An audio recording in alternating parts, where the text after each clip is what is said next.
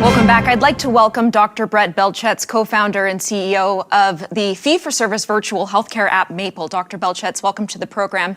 In a previous life, you and I have had many conversations about this, but it's been a while, and I'm curious your thoughts, sort of a broad take on the current healthcare crisis. I think this is something that has been brewing for a long time. And for many years, many of us that work in this healthcare system really expected that at some point in time, the system was going to hit a crisis point like this. Even if I go back in time 10 years ago, working in my emergency room, it was very clear that every single year our patient volumes were going up. Every single year our budgets were not, our staffing was not. We were constantly struggling on an ongoing basis to keep our emergency room open, to have nurses staff the department, to have physicians come on board and fill the shifts. This is not new. It was only really a question of when would the breaking point arrive. And I think the pandemic got us to the point that tipped us over into crisis. And for any of us that are in the system, I think that the honest response here is, we were trying to tell you 10 years ago that this was going to happen and nobody was listening. A friend of mine uses Maple, and she is a staunch defender of universality and of Medicare, but she uses it for referrals and for requisitions because she does not have access to a family doctor. Now, this is a fee for service. It's not paid by OHIP. Is that the void you were trying to fill? The void that we were trying to fill is the accessibility void. So universal access to a waiting list is not universal access to care. And unfortunately, the reality in Canada is that for many Canadians, what they have is access to a waiting list and not very much access to real care. So about 15% of Canadians have no family doctor. And if you look at the statistics of those Canadians that are fortunate enough to have a family doctor, many of them do not have convenient or timely access to their family doctor. So you've got 1/3 of Canadians with a family doctor that are waiting more than 7 days for an appointment, even with their own family doctor. Now, for anybody out there who's run out of their medication, who has a new symptom like a urinary tract infection, et cetera, that is developing, you know that you cannot wait 7 days to see a doctor because those things that start out as minor symptoms could actually turn into a true emergency in that period of time. So it was very clear to me working in the emergency room that most of my patients were coming into the emergency room, not because they had the true definition of an emergency, but because they were desperate. They had no family doctor or their family doctor was not available for them to see when they actually needed timely access. And so people were waiting 8 hours for 5 minutes of my time. And it was very clear that that 8 hours was costing them dearly in terms of lost wages, et cetera, from their jobs, and in terms of lost productivity, childcare, and all the other things that they would have had to deal with, and exposing them to infectious illness potentially in the emergency room, waiting room. And there had to be a better way, and that's what we were trying to provide. Okay, I'm going to put you on the spot here before I open it up to the panel, but do you believe more privatization is the answer to solving this crisis? And what would that look like? Yeah, I think we have this very narrow point of view around privatization here in Canada. Unfortunately, privatization has been vilified as this terrible, terrible endpoint. And people always point to the United States, where people who don't have the means to get private insurance are denied care. And I think that's one example out of the entire world, and it's not the example that we should be looking at. So when you look globally around the world, every single developed world nation, you want to look at France, Germany, Switzerland, Sweden, Japan, Australia, New Zealand, every single other developed world nation has universal healthcare like we have, and they have a hybrid system that also includes private care. And every single one of those countries has better stats than our country in terms of access, and actually even better stats around equity. So the equity of care, the fairness with which those people of greater means can access care versus those people with lesser means. In fact, Canada doesn't even do well in terms of equity. So my answer to that question is not, should we have more privatization? Should we have less privatization? My answer is, let's look at what is working better in the rest of the developed world. And let's look at what we're doing, which is we are the only country in the Western developed world that does not allow private care. And let's actually look at the results of those two systems and let's emulate what seems to be working better than our own system.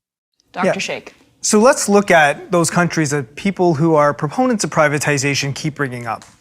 There are peer countries in the OECD, excluding the United States. And it's true, they do have a parallel private system. They also spend more publicly as a share of their healthcare spending than we do. We are actually one of the leaders in terms of per capita spending on healthcare versus any of these other countries. But as a proportion of our healthcare spending, spending less per capita. Out of every dollar spent in Canada on healthcare, 30 cents is private. And the average in these countries that people compare us to is 15 cents is private. And so they have larger shares of their healthcare spending as being public. They cover more things than we do here. Things like dental care, pharmacare, long-term care, home care. And so that's why they do better on equity, not because of the fact that some people can pay to get to the front of the line. We have a shortage of family physicians in this country. We have people who can't access primary care. If we take some of those doctors and we put them into a for-profit system, all we're doing is making it harder for the people who already can't find a family doctor. To me, the issue is we have to stop talking about private-public as a dichotomy, as a black and white issue. As we heard from the last two people, every country has a mix of private and public healthcare. I think what Canada does poorly is we don't define what's covered publicly, what are our expectations that you cover privately. It's all very murky and it's unfair as a result. So I think that's what other countries do differently is not that they have more private care. I think they just define it and they regulate it better.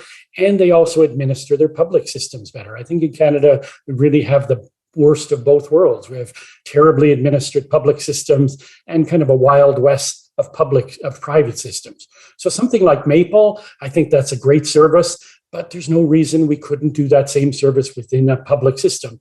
But we just have to decide where does it belong, and we have to be clearer with the public. I don't think the public has a problem with spending. As you heard, we have one of the highest rates of private spending in the world. What they don't like is the lack of clarity and the unfairness of our system.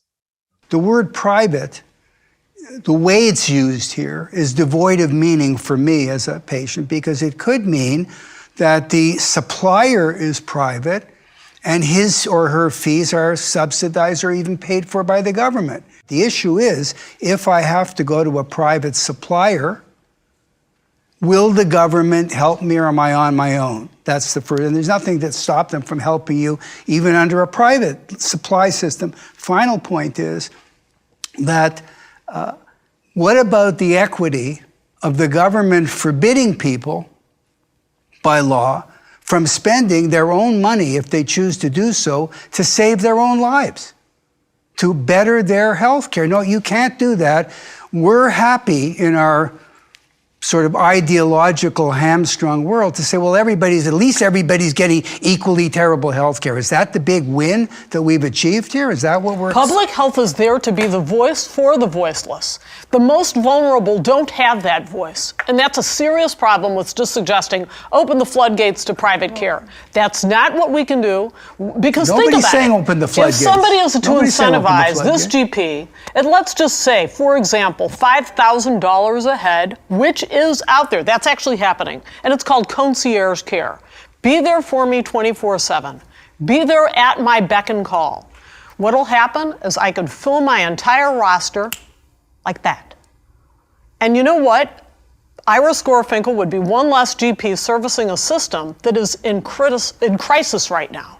So let's not ignore that. That's a real fact. So we have to look at what countries have done and what countries have done successfully and say, what can I learn from this and how can I take that with to respect, put it into other Canada? countries require people in the private system to take a certain percentage of people in the... There are models here that we're not even looking at. My complaint is we're just using the dreaded P word as this kind of a almost incantation that is stopping us from looking at reasonable management reform. Nobody's saying about open the floodgate. We're not, our members are fed up. We're not getting what we want. Our perception is we're getting equally terrible health care. That's the win here. Oh, well, at least everybody else is waiting just as long as you are. And I'm here to say to the group of professionals who I respect greatly, we're tired of waiting. All right, hold your thoughts. We will pick this up on the other side. Don't go away.